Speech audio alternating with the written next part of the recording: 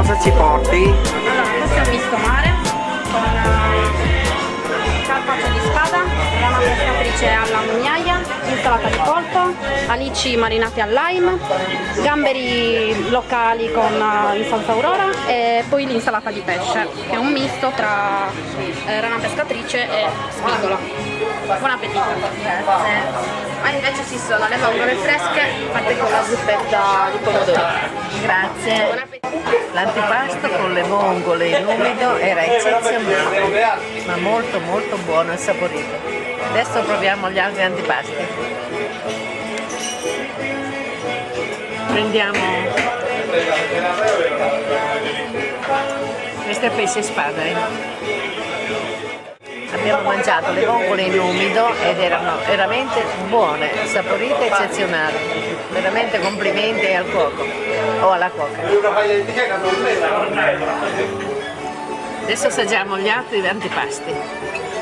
Cosa abbiamo?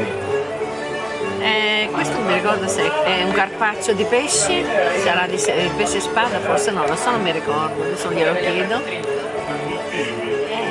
C'è l'insalata di polpo, gli alici, i gamberetti, adesso sento gli assaggi. Cosa ci porti? Sono le ostiche di Sant'Antioco, fresche, le abbiamo appena aperte. Senti, mia moglie vuole dirti qualche cosa.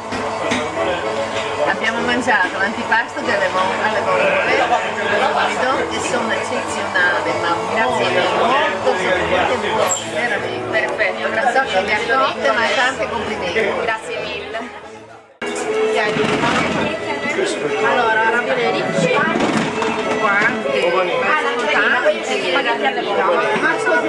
Un modo alternativo per mangiare i nostri ravioli con formaggio. Va bene, Buon grazie.